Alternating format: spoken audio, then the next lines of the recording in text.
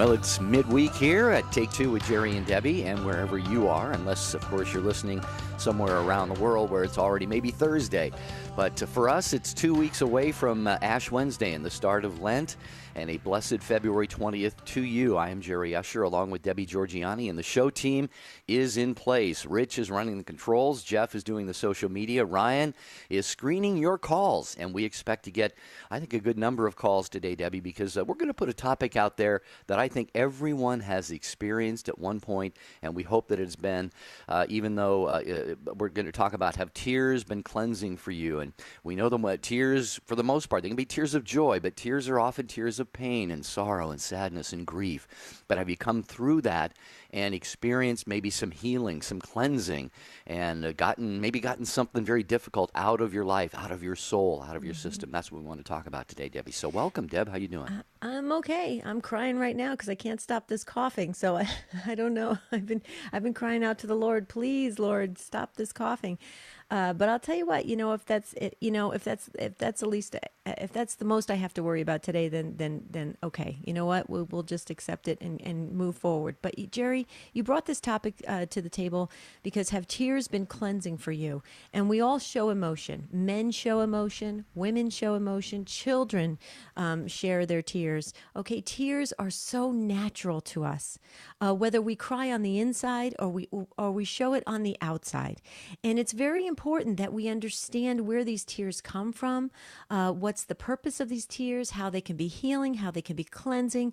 And so have tears been cleansing for you? Have there been things in your life that you just constantly cry out to the Lord for help, for relief? We want to hear from you about these tears. These tears mean a lot because a lot of times people say, "Oh, dry up those tears." Just suck it up. Keep going forward. No, that's not true. We all go through periods in life where we need to have those grieving times, those sad times, those times when we really just have to understand what's going on about ourselves and what's going on around us. So have tears been cleansing for you? 1-833-288-EWTN. That's 833-288-3986. Did I get that right, Jerry, or do you want to go for a different angle? No, you did, absolutely. And here's a very special invitation for anyone who has never cried before. We want to hear from you. 833-288-3986. I jest a little bit. Of course, we all cry when we're infants, I guess. But, it could be over, a relationship, loss of a loved one. It could be you just feel down, depressed. Maybe you've gone through depression. I've been through depression. And as I've said on the radio here before, I never knew the human body had so much water in it, so many tears that it could cry. And it is cleansing. And you read, you can go online. I just did a very quick Google search, Debbie, and there are countless website results that talk about the healing properties of tears, how tears are cleansing. And so just from a physiological point of view, they do help to kind of wash a lot of this negative stuff out of our body. So what we want to know is, and this is kind of a touching, maybe sensitive, poignant program, but have you looked back over your life, or maybe when you were in the midst of a period of your life and you were shedding many, many tears, and God willing, you realized kind of when things started to get better for you that, hey, you know what, the cry felt good. In fact, sometimes a good cry does feel good, doesn't it, Debbie? Oh, absolutely. My dad, who died in 2010, he was a strong man, interior core strength, tough Sicilian. And I never really saw him cry. Never did. I never did, except when, and I remember this so vividly. I was at my son's soccer game, and my dad came to it. He came out to Arizona. They were still living in New Jersey at the time, and he came out to Arizona, and that's when I told him that I had cancer. And my dad held me on the end of the soccer field, and he just cried, and I could feel his tears coming down to my face, and I was like, wow. And it was so amazing to feel that I actually felt guilty telling him that I had cancer at the time. And it's so interesting what tears can do. And I do, Jerry, having raised two boys, I always wanted them to express their emotions. I think it's I don't know how you feel about this, Jerry. Tell me this, because I think it's going to be easy to fill the phone lines with women because I think we can well up in tears and emotion very easily. I think sometimes for men, it can be difficult, but it's so incredible to see a man moved with emotion. And I don't know how were you raised, Jerry? Were you allowed to cry? I mean, you know how some boys are told they can never cry, and there is such healing in it. I would say, looking back, we were probably discouraged from showing a lot of emotion in my family, and I'll be honest with everybody. I think that has impacted me during my life, and there are times when it doesn't take a lot to trigger the tears because they're down there, and they Yeah. haven't come out. But I agree with you, Debbie. I'd love to hear from some of the men who are listening right now, and you know. Maybe it was again. Maybe it was a tragic thing that happened in your life. Maybe it was tear. Maybe there were tears of joy. Maybe you watched your little baby girl walk up the aisle and get married, or walk Oh across yeah. the stage and get her Hmm. her diploma. In college or something. Or so any situation where you cried during your life, and you felt better afterwards. Not just in the immediate, but in the long term. You just feel like, wow. I needed to get that out. So not everybody's going to want to weigh in on this because it could be a very personal thing. But that's the nature of Take Two with Jerry and Debbie. You're never afraid to share personally. Neither are Debbie or I. And so we just want to come to a better place because Debbie, there are a lot of people going through so much tough times right now, and they may cry every day. They may cry themselves to sleep at night, Hmm. and they may be thinking, "What's wrong with me? There's something wrong with me. I'm weird. What's going to come out of all of this?" And I think there's a chance for anyone who weighs in right now and says, you know what? I came through it. I cried my way through it. I'm stronger. I'm better. The tears helped. The tears were Yeah. a good thing. And Yeah. that could give encouragement to somebody who's maybe being weighed down heavily right now. Yeah, I mean, I really believe showing emotion, strong emotion, it's very cathartic in many ways because it allows you to release all that psychological burden that you're holding on to. I mean, okay, so what's the alternative? To scream and throw something or do something like that? I mean, crying, I think also allows you just to kind of relax and not have all those negative emotions. So let's talk about it today. Have tears been cleansing for you? This is Take Two with Jerry and Debbie. When we come back, we're going to the phones to hear what you have to say about it.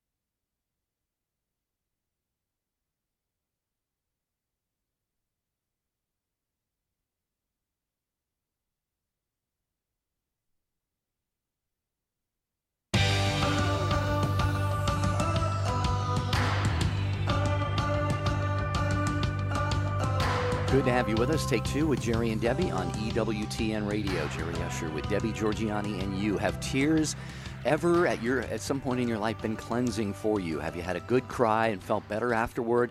Or maybe a long stretch, maybe it was weeks or months and you just cried a lot. But afterwards, you just realize, there are healing properties in tears.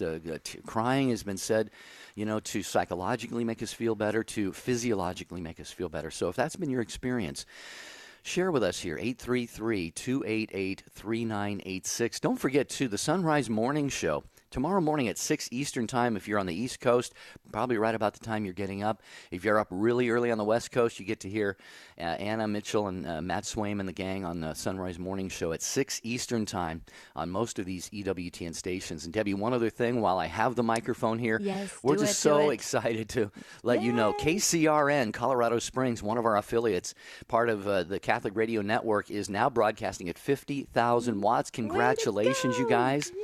It's a station that serves Colorado Springs, Denver, and Pueblo with solid Catholic programming from EWTN. So congratulations to Jim O'Loughlin.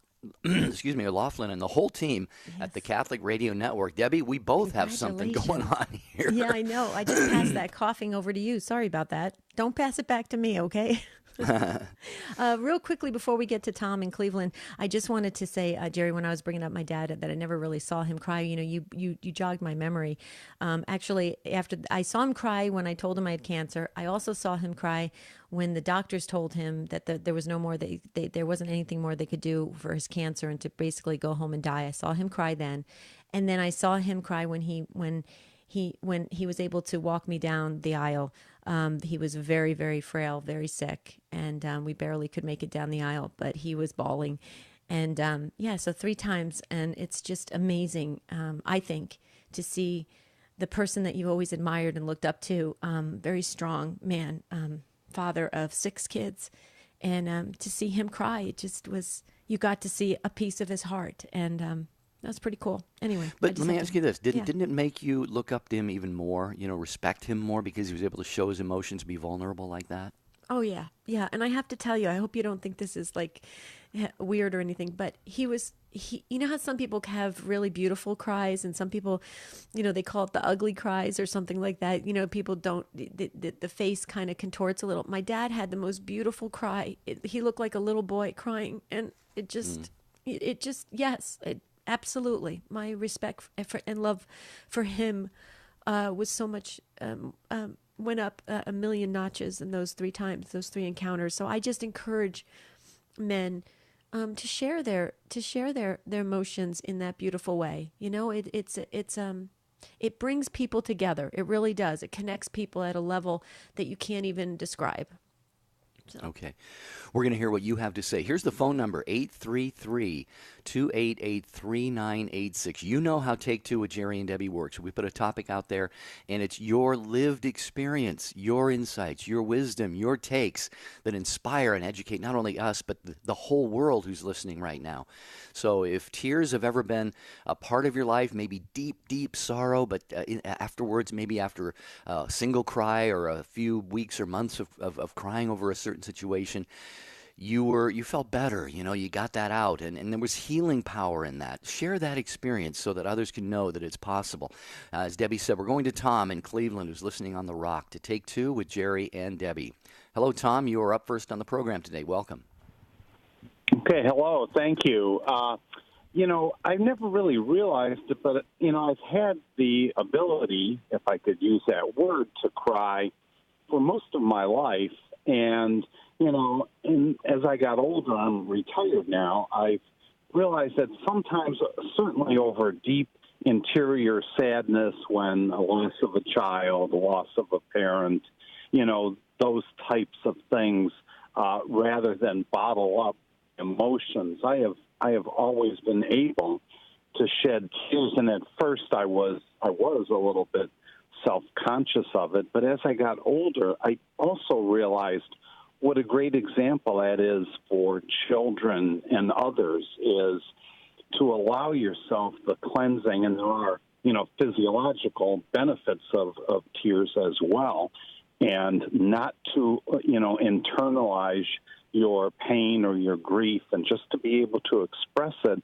It's kind of like the abandonment that God can fill as you empty yourself. And when you feel that, slowly you feel that healing grace of God through your tears. And I think that's a real personal type of weeping. But I also think that you can cry and for other people that you don't know, or situations, or you meet somebody that you can just sense there's something really wrong in their life, or you hear about something wrong in their life, and you kind of share in their grief with, maybe the gift of tears, where you are so sad for them and you're praying for them and you're shedding tears. And I don't understand how that works, but I have had that experience where I'll cry for this person that I don't know because of their situation, and I feel really good about it as I'm praying and crying. So,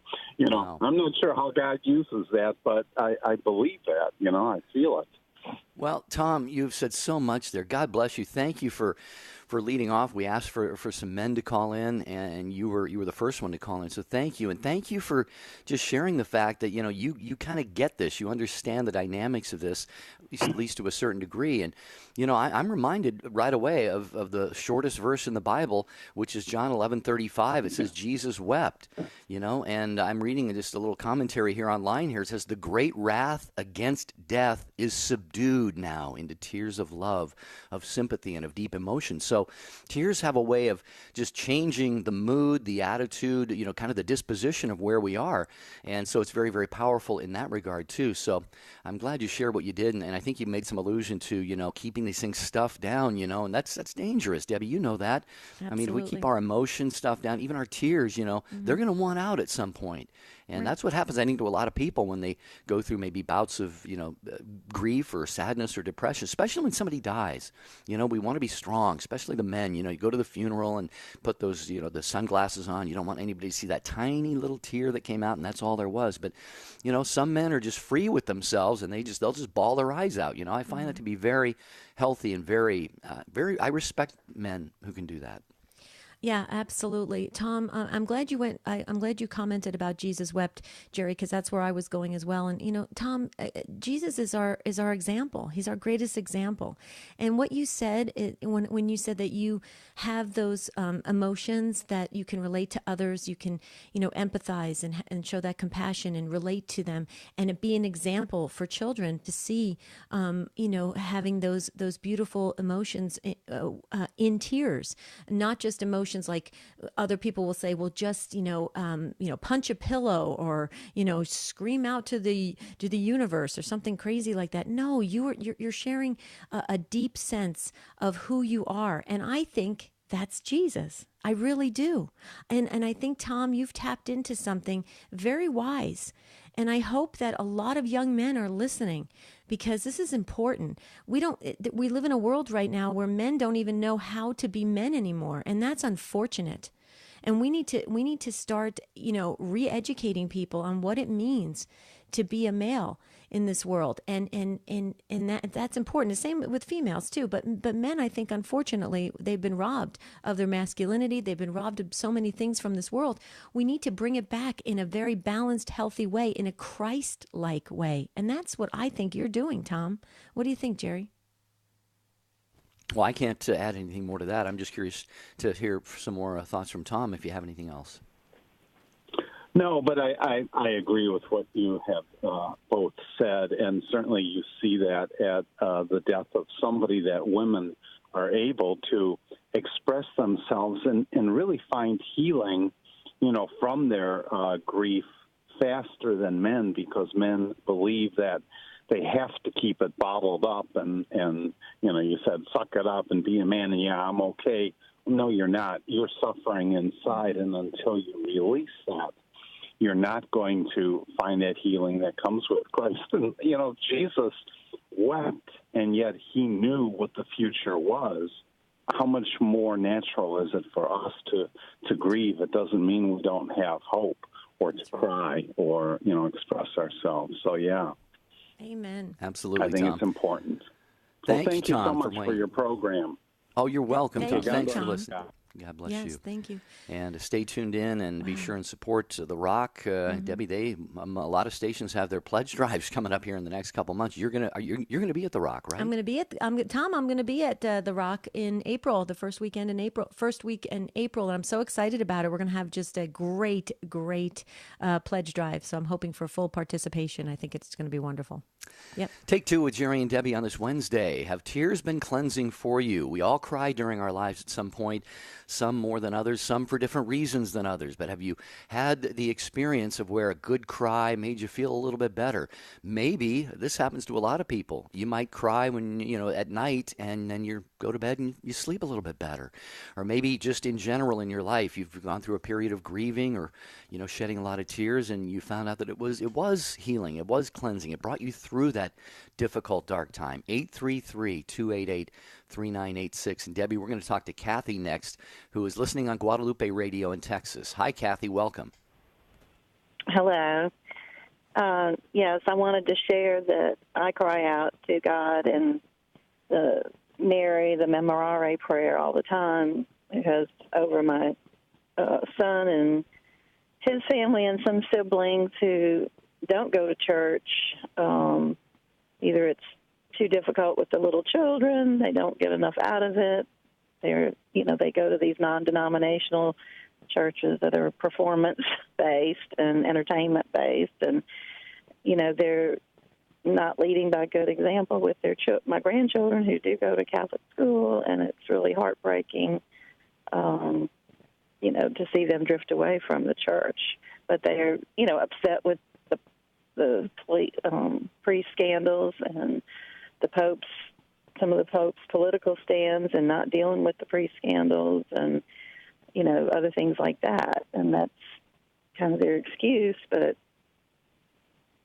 I need some advice on how to deal other than prayer. Right. Right. Well, Kathy, you're a great mom, and understandably so. You're concerned about your family. That's the number one prayer request and intention we get from around the world. So you're not alone. We're all in the same situation right now. Saint Monica should definitely be one of our go-to saints to help us. I'm sure you're enlisting her help. Saint Monica, Saint Padre Pio as well. So Saint Joseph, the Memorare, absolutely. I say the Memorare every day, several times a day, actually, Kathy. So I couldn't agree with you more. Just a couple things I wanted to say to you. The Eucharist is what really can bring people back, and what should bring people back. The Eucharist.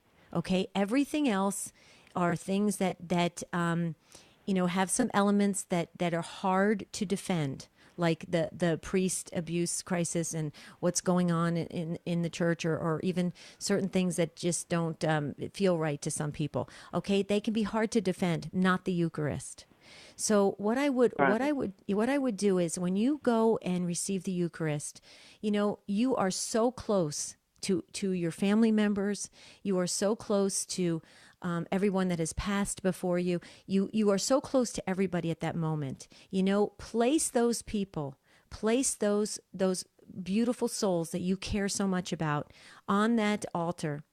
And allow yourself to enter into the mystery of the Eucharist, knowing that you are connected to those, you are keeping them connected to the Eucharist in a very spiritual way. The other thing I would do too, Kathy, is just say simple sentences to your family members like, please, whatever you do, don't forget the Eucharist. Please, whatever you do, don't turn your back on the Eucharist. I remember vividly saying those words with my sister when my brother was leaving my home, and he was adamant about leaving the Catholic faith. And we both turned to him and said, please don't turn your back to the Eucharist, please. And years later, my brother came back strong into the faith, and he now works for the Catholic Church. The Eucharist is our source and summit, and that is what is going to bring your children back, I believe anyway. Eucharistic Miracles by Joan Carroll Cruz, the book, absolutely amazing. You can learn about the miracles of that. Maybe you could share some of those if your children are willing to listen. But those are just some thoughts I have on it, because I have been meditating on this for many years now, and every time I do, it comes back to the Eucharist. What do you think, Kathy?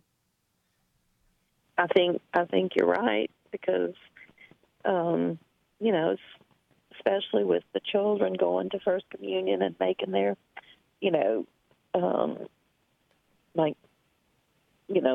being involved in relatives' baptisms and christenings, and, you're right about the Eucharist. Right. Yeah. So. Yeah, and Kathy, great phone call. And you are, like Debbie said, you are far from alone. Saint Monica, Saint Monica, Saint Monica, pray to her. She shed many, many tears, and I can't imagine there's anything more moving to the heart of the Lord than the tears. You know, we see, was it Mary, the Mary Magdalene? Was it Mary Magdalene who? Well, the woman who shed tears and dried her tears on his feet with her hair. Just imagine, how deeply moved Jesus was at that particular moment. So tears, I think, are not only cleansing for us, but I think they're very, very moving to the Lord as well when their, intention is for something like what yours are, Kathy. So be hopeful, be very, very hopeful, because God wants them to be close to Him and in the church more than you or we or anybody possibly could. That's right. And with your prayers, your sacrifices, and your tears, that's going to happen. Take two with Jerry and Debbie. Keep listening, Kathy. There's more keep calls listening, coming up. Kathy. We got Chris and Karen and Mary, and there's an open line for you. Have tears been cleansing for you? 833-288-3986.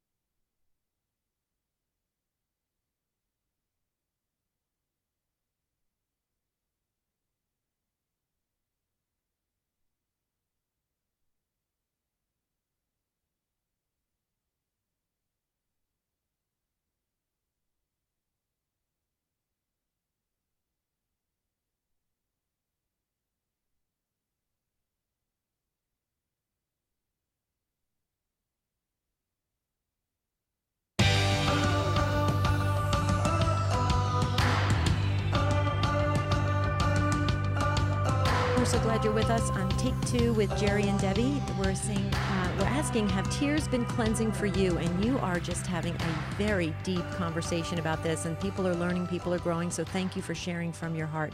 We really appreciate it. We're going to move next to, real quickly, Mary in Toledo, Ohio. Please hold on. I think your story is going to be a confirmation for Kathy. I just feel it. So Mary, hold on, please. But we take everybody in order. So Chris in Madison, Ohio, listening on the Station of the Cross. You're up next on Take Two. Welcome. Hi, welcome. Second-time caller, long-time listener. Oh, thanks for joining us, Chris. I'm going to try to make this as quick as I can. I am 69 years old, and I have not shed a tear in between 30 and 40 years, somewhere around there. I have not cried. If you can believe that a 69-year-old man is in RCIA classes in Madison to become Catholic, I am. I'm told I'll be confirmed in late April of this year. For 20 years, I was an evangelical Protestant. And I just want to say that I believe that any Christian Catholic man that can sit down and cry has been truly blessed, is truly fortunate. It is. Well, there is such thing as the gift of tears. Chris, maybe you've heard of that before. And that can be for a variety of different reasons that people cry. But it's a gift, it's a blessing. I think every man, every woman obviously has the capacity to cry. Tears are within all of us, and it just depends on how various things in our lives strike us. Perhaps it's a case that you have been very, very fortunate, very blessed that over the last 30 or 40 years you haven't had any reasons to be sad or grieve. I'm not saying that you haven't. I don't know, but I would just guess, and I want your thoughts on that. But I'm just going to guess. I'm going to guess here, Chris. You're coming into the Catholic Church, the fullness of the faith. You're going to receive Jesus' body, blood, soul, and divinity on your tongue into your body in that first Holy Communion, and perhaps make a confession and confirmation and all of that. Chris, a lot of people cry at that Easter vigil. So I'm just telling you, my brother, be ready if the Holy Spirit gives you the gift of tears there. But anyway, what do you think about what I said before that? Well, the whole point is I don't know what happened, but I have had reasons to cry. I mean, wars in Southeast Asia as a boy, and death of the family and divorce, the whole bit. I don't know really what happened. All I know is I haven't. And I was talking to a doctor not so long ago, and I said, "Doctor, if I had one wish, it would just be to be able to go somewhere all day and just cry in private." But it just doesn't come. It just doesn't happen. And I think that people who can and do, especially men, are truly fortunate and truly blessed, because it's got to come out, and it will come out somehow, I think tears are Go ahead. a very good way to come out, Absolutely. Chris, I have to tell you, I completely agree with you. A couple things I just wanted to say. Early congratulations and welcome home. The Easter Vigil, when you come into the church, please know, feel all of us, the Take Two family, with you. We'll be thinking of you. We'll be lifting you up in prayer. And when you, I pray you get those gift of tears. I hope you come back to the pew to sit down and you are just sobbing with this beautiful gift that you've been given. I pray that for you. I want that for you so badly, because it is an incredible freeing feeling. You feel, I can't describe it. You just feel so incredibly loved at that moment. It just connects you in ways you can't even put words to it. And I'm just going to be praying that for you, but I know the whole Take Two family will be praying as well. And I agree with you on everything you said, and I hope that others are listening. And this is the beauty of the Catholic Church. We have a lot of things we can criticize the Catholic Church about right now with everything that's going on. I get that. But this is the real heart and beauty of the Catholic Church. And you just demonstrated that with your journey into the church, with your understanding of yourself. And now I just can't wait to see what the good Lord has planned for you on the next leg of the journey, because you're only 69 years young, Chris. You got so much more work to do. I can't wait to see what the good Lord has planned for you. Thank you for those kind thoughts and prayers. But I just think about men a lot, because our culture can poison us, and it does, And I wish that all men could cry, because it's very cleansing. And I wish I could. Maybe I will. I'm told I'll be confirmed in late April, and I don't know what will happen. But the things to complain about the church are way above my pay grade. Right. Well, I don't even want to talk about them. I just want to be the best Catholic. I just want to be the best Catholic I can. But my whole point in this discussion, and then I'm going to get off the phone, is that when it comes to being a man, any Catholic Christian man should never, ever, ever be ashamed to cry, because it is a true gift from God. That's all. It is. It is. Chris, God bless you. Our prayers go with you on this final leg of your journey. Yeah, into the fullness of the Catholic Church. And again, I repeat, I'm not a prophet, Chris. I don't know anything for sure, but I have a feeling that one or two tears might trickle down your cheek at that Easter Vigil, because what a moving experience that is. And just real quickly, this thought occurred to me, from a previous call, Debbie, when the woman said, she has kids who are away from the church, and a couple of them maybe because of the priest abuse scandals and all of this. That would be Kathy. Yeah, Kathy. And I can understand people being scandalized by that and questioning the church and all of that. But when it comes to tears, I would think those of us who fully understand what the church is, who Jesus is, Mm-hmm. what the Eucharist is, we ought to be shedding tears of sorrow and deep sorrow for what's going on. I mean, Right. this is a moment we all should be shedding tears It's true. over what's going on with our church. And so I just wanted to Yeah. mention that because that is something that we need to pray and really tears of repentance and sorrow Purification, for too. Mm-hmm. purification, yeah, for what's going on. Well, So and Jerry, we kind of use that term church, in a broad way. But you know what? The truth of it is we have to separate it. We have to separate what our Christian faith is, and then the humanness, the sinfulness of people in the church. There's a big difference, and if we don't separate those two, they can get meshed together, and then we throw the baby out with the bathwater, and that's not a good thing because then we lose out, right, Jerry? yeah, that's when people walk away, Mm-hmm. is because they don't make that distinction. So we pray for all who are having their faith shaken because of all that's going on. All right, we continue along. Great calls. If you're on the line, please stay there. We're going to get to every one of you. Mary is next in Toledo, Ohio, listening to Take Two with Jerry and Debbie on Annunciation Radio. Hi, Mary. Welcome. Hi. Hello. Go right So, ahead. I received a really strong prompting to call, and thanks to Ryan, he actually had to call me back because I had to hang up because I was so nervous. But I called because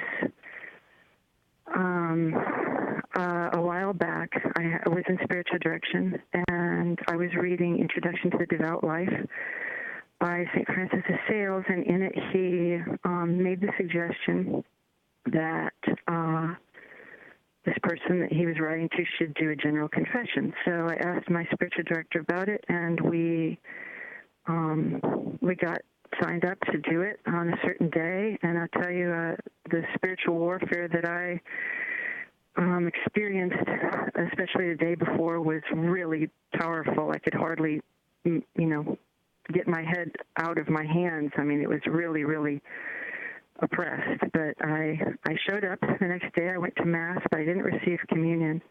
And I went in and I did my general confession. A general confession is just a confession of sins that you've already, been absolved for, but you just sort of look through your entire life and go back over all of the sins that have occurred in your life. And it took about an hour, and when I was finished, he gave me absolution, and then he gave me the communion that I had waited to receive. And I cried in the church afterwards. I mean, I just couldn't stop it. It was like a tidal wave of tears that lasted for 2 hours. And I just sobbed and cried. I didn't know I had that much water inside of me. And when I finished, it was crazy. I thought I would have a terrible headache. I thought I would look like death warmed over, but I didn't. I looked like I'd just woken up from a great sleep. I felt light as a feather, and I was just amazed at how the mercy of God could bring me such relief. These were sins that I had already confessed, but obviously I was carrying around a lot of weight still from all of those things. And so it was incredible. I never thought that I could cry that long and feel so good afterwards, but I did. Mary, I'm so glad that you explained the general confession, because I was going to go ahead and explain it for our listeners as well. The one thing I just wanted to share too, that sometimes if you just go on a regular Saturday or a weekday confession, and you walk into the confessional and you ask for a general confession, the priest may say, make an appointment, because it does take longer. It is something you want to really, really prayerfully enter into, because it is basically a lifetime confession. You're doing an examination of conscience throughout your whole life. And depending on how old you are, that could be a lot of things you have to take into consideration. But what you experienced is what I was trying to share at the beginning of the show. But you experienced it through your example was your experience, and I think it is so beautiful because it goes back to what we were sharing with Kathy on how when you are completely free, when you go to that beautiful sacrament of reconciliation, and you are free of all these things you're holding on to, or the baggage that you have, or whatever, and then you go and receive Holy Communion, there is something that comes over you that you just know. You just know it. You know it's right. You know it feels right. It's there. It's spot on for your soul. And I'm hoping Kathy's listening to that, because I think it ties right back in to how the Eucharist is. We've got to be educating our families on the Eucharist. It's very, very important, because Mary, because you went through that general confession, you were able to receive Holy Communion in just a very pure state, and that's, you had all these tears, and then you felt light afterwards. Well, of course, you were free. You were so close. You were like 1 foot in heaven. That's amazing, Mary. I love your story. I love your example of it. I pray that you continue to share your story with others, because there's so many that are carrying that heavy figurative suitcase around, and they carry it around strapped to their backs all day long, and it really can be let go of with the sacrament of reconciliation and Holy Communion. Mary, what do you think? Did I tap into that okay? Absolutely. And I'll just say one other thing. I mean, like I admitted, the day before, it was obviously spiritual warfare. It was such an important thing for me to do that the deceiver had every wish to keep me from going. And even my husband, he said, "Why don't you go to church?" He saw how just in agony I was, and I said, "I can't," And I just want to encourage anyone who is feeling that this weight of, it's going to be too hard, or I can't do this, I'm feeling this weight, I want to avoid this, to push through, because really and truly it's just kind of a false facade, it's smoke and mirrors. If you just push through and go ahead and go, the gift that is waiting for you and the graces that are just, it's impossible to describe. So do it anyway. Well, you just did a very good job of describing it, Mary, and I think you're making a very, very good point as well, and that is when we are striving for holiness, to grow closer to God, to clean our souls up, to let God really, truly take possession of our wills and our lives, then the enemy does not want that to happen, and we are going to experience discouragement, doubts, obstacles. We're gonna experience feelings like, oh, I don't want to do that anymore. Why? I wanted to do that for 6 months, and now the day before it's like, all of a sudden I don't want to do it, or I'm afraid, or I'm frightened. Like you said, we got to push through that, and freedom is on the other side. So thank you, Mary. Thank you for your great witness here on the program today. We appreciate that so much. Debbie, EWTN has pilgrimages available. I just want to remind people, because I think they're still going on during Lent and the Easter season. So don't forget about this, folks. If you want to get away to a quiet, peaceful, serene place, the final resting place of Mother Angelica, visit EWTN. If you're looking for a unique setting for spiritual renewal, even during the Lenten season, you can make a pilgrimage to EWTN and the Shrine of the Most Blessed Sacrament. Go to EWTN.com/pilgrimage, and you can get more details about that. And that's a great way to jumpstart your faith. So I highly recommend pilgrimages. Okay, Paul, in Boston, Massachusetts, listening on Sirius XM 130. You're up next on Take Two with Jerry and Debbie. Hi, Paul. Hi. Thank you for having me on. You're welcome, Paul. Thanks for calling. First time I've ever called into a radio station. But I'm actually traveling. I'm in the Boston area, but I just stopped at my station on EWTN, and I heard the topic, and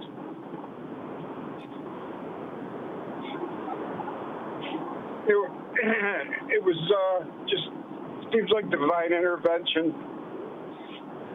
I shed tears every day for a situation that I live.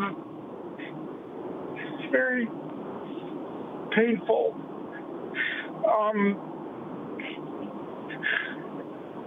On Christmas morning, 2017, I lost my 4-year-old grandson to the flu, and he was my first grandson, and he lived in San Antonio with his mom and dad, who were both Air Force doctors, both worked at San Antonio Military Medical Center, and they couldn't save him. He died of H3N2, I believe. But anyways, my son and I grew up very close. My daughter and I were very close. They have 2 other boys. And after Leon passed away, they've detached themselves from myself and the rest of my family. And I've tried getting in touch with them. I've sent them cards, letters. They've moved. The Air Force has moved them to another base. It took me months to find out their address. I go to grief counseling, and I go to grief counseling in a church, kind of a spiritual counseling, and I just seem like it seems like I'm going in circles. I'm very faithful. I pray the rosary daily. I have my entire life. I know there's a divine answer in all this. I'm a grieving grandfather for my loss of my grandson, and I'm also grieving from the loss of my son. And it's just too much pain, too much pain. And I just want to ask for people to pray. My son's name is Tony. My daughter's name is Laura. I just want to ask, please pray for Tony and Laura. Okay, and your grandson's name, Paul? First name? His name is Leon. You can look. There's a. I don't know if I could say this on the air. It's a nonprofit organization for him. It's called Leon's Foundation. My son and daughter-in-law this past summer were in October actually, were on Anderson Cooper. Oh wow! And okay. They've been in People magazine. They were on. They're out trying to spread the word for parents to get their kids immunized with the flu shot. Right. But right. Okay. I just want to say something real quick. When I saw my grandson Tristan, who was 2, I saw him and Leon. I FaceTimed them a week before Christmas in 2017. I hadn't seen Tristan again until he was on Anderson Cooper in October, and it just crushed me. So I can't get in touch with my son, and I know my counselors have told me it's his way of dealing with his pain. Right. Okay, Paul, we're up against the clock, so let me go real quickly. I want to say a couple things, please. Please email us if you'd like to continue this a little bit in a deeper way. It's take2, the number 2 at EWTN.com. We already have the Take Two family praying for you, Paul, and for your entire family and for your beautiful grandson. But here's the thing, Paul. You're going to these grief sessions, and that's good. Please keep that up. If that's not serving you well, then find other support groups that can help you through this. You're a devout Catholic. You're a faithful Catholic. Remember, something. You are the closest you ever could possibly be, even more so than if he was right in front of you and you had your arms around him. You are closer than you could possibly ever be in the Eucharist to your grandson. So please remember that. You have to keep that in the forefront of your mind. Otherwise, the grief will become overwhelming. Okay. As for your son, I'm not sure if you mentioned if they were Catholic or not, or practicing Catholic. We're going to start praying. What I would suggest you would do, Paul, is dedicate some really deep novenas like Lady Undoer of Knots. I would also pray to your guardian angel to tap his guardian angel. You're going to have to enlist the complete heavenly support, Paul, to get you through this. Okay, but let me share something with you. You are not alone. The grief you are feeling, that is a great way for Satan to come in and say, see, Paul, you're all alone. This is overwhelming. You can't handle this. This is too much. That's not true. That's a lie. You have so much protection and support around you, Paul. You have to be able to tap into it, but you need eyes of faith.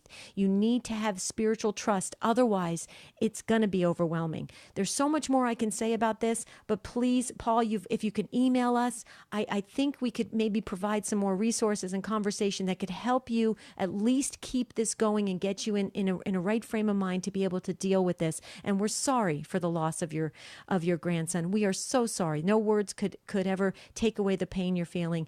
But I can tell you one thing. God wants you to thrive. He doesn't want you to be overwhelmed by this. Jerry? Yeah, beautifully said, Debbie. Paul, I can't say a whole lot more than that except to promise you, you asked for prayers, and I think, Debbie, you may have said the whole Take Two family is going to be praying for you, Paul. Debbie and I, the show team, the Take Two family around the world, Paul. There's the one thing about our family. We are a praying radio family, and we have listeners all around the world. So we hope and pray that you will feel that at least a little bit of peace, a little bit of consolation in the midst of this grief that you're going through. And as Debbie said, keep doing the things that you're doing, going to the grief group, and just trust in God. And you are closer to your grandson than you ever could be, even if you were holding him in your arms, because we have to believe that he is with God. So, Paul, what do you think? I mean, does any of that provide a tiny bit of consolation? I know it's difficult. Yeah, yes, it certainly does. I think this whole just turning the station at the time I did was all intervention by the Holy Spirit. So I can't thank you enough, and I will email you. Okay. Thank you. And Paul, Thank will you do Paul. us a favor, please? We're very, very selfish here at Take Two with Jerry and Debbie. Will you pray for us too, please? Because we know that when we're going through hard times and grief and sorrow and pain, our prayers are most efficacious. And we always beg. We're spiritual beggars here at the show, Paul. We always ask people to pray for us too. Would you be so kind as to do that for us? You will be in my rosary this day. Thank you, Paul. Thank you, Paul. We need it, and we appreciate it. And we look forward to hearing from you. Okay. Yeah. Take two, the number 2 at EWTN.com. Marie and Karen and the others, we are out of time today, but Debbie and I, just typing notes to each other, just made an executive decision. We do this occasionally when we have an impactful show that we just really want to carry over. So, Karen, if you can call tomorrow, we'll get you right to the front of the line. Marie, same with you in Olathe, Kansas. This has just been, I think, a powerful show, Debbie. So, Karen and Marie, please, I hope and pray your schedules allow you to call tomorrow, because we'd love to get you on the air. We just don't have time today. If you cannot call tomorrow, please feel free to email us, and we will be happy to share whatever it is that you email to us on the air. So, wow. This was huge. I just want to reiterate something, that Paul said, that this was divine, intervention. Absolutely. That's the way the good Lord, that's the way the Holy Spirit works. There's no accident with God. He is reaching out to us. He's tapping us. He's doing everything he can to let us know that he is there. This was a great show for all of us, Jerry. I think a very healing show, and I can't wait for part 2 tomorrow. Yeah, so there you go. We were going to promote a different topic, which we already had to bump because of another reason. So maybe that topic may never see the light of day, Debbie. But True. We're going to do part 2 of Have Tears Been Cleansing for you tomorrow here on Take Two with Jerry and Debbie. Until then, Debbie and I, Rich, Jeff, Ryan, and the entire show team, thanks to the affiliates. Thanks to you for listening. Keep us in your prayers, and you will be in ours. God bless.